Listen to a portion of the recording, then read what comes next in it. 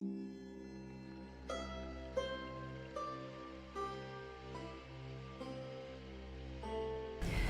name is Madoka Ishibashi. My father, Yasuo Wakaiki, shooting those pictures from 1982 to 1995. And then he really wanted to have for the exhibit in Harlem, not in Chelsea, not in Soho. First time he came here for another reason, but he looking for the place to stay, and then he was introduced here in Harlem, 135 Street, 5th Street, and then he found what a beauty of the peoples, and then so nice, and he was accepted by those community, and he made many friends and families, and then he found that no border between he's Japanese, but he didn't feel any borders between the peoples. So then he found many positive aura from them, and because back then Japanese still a little conservative, and then but he found many people over here so independent, and then think positively, and then go forward without hesitate. So that encouraged him. Oh, I want to stay here more longer, and then learn from them.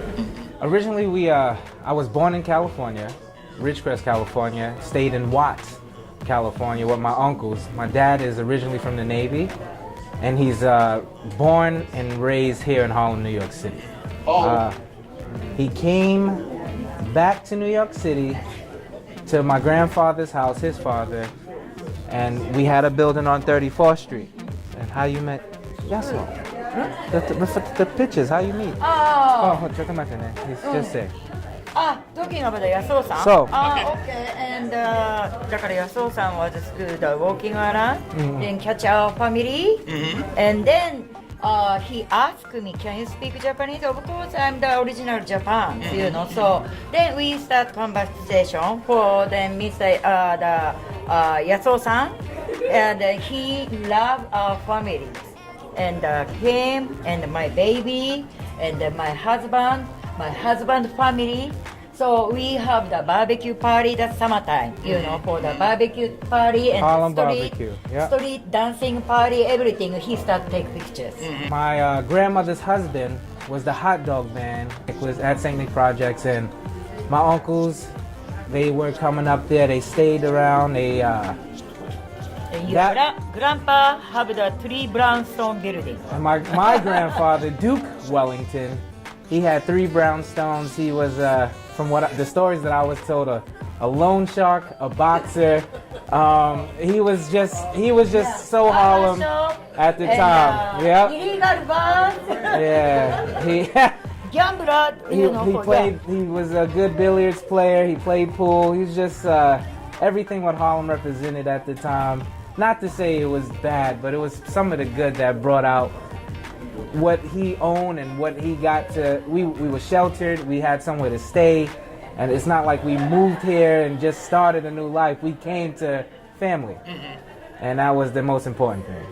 Most people. And then your pocket always Duke put the money, right? Duke always put a couple dollars in my pocket. Don't know what happened. I was young. Don't know where it came from. Don't know where it came from, and don't know where it went. Looking at the photos displayed today is very much an eye-opening experience of what I've come to. I'm appreciative of everything that's built, but there's a lot of things that tips the scale on how I wish Black Harlem would have remained. Everything is for the good. It's just, not to say in a bad way, not what the people I've come up with. And in my life experience, I experienced a lot of people who's come and gone, and it's an unfortunate experience, but it's still an eye-opening one because it helped me diversify myself into meeting new cultures and not just being only experienced into one.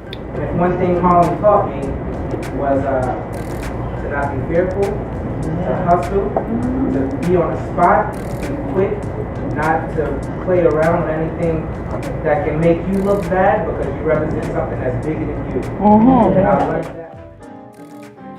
Without a song, the day would never end. Without a song, the road would never bend. When things go wrong, how many got a friend without a song? Yeah. That feel calm, would never see a cloud. That feel of calm would be reserved. Now a man is born. He ain't no good know how. Without a song, you can clap along. I got my road, but sure as I know, Jordan.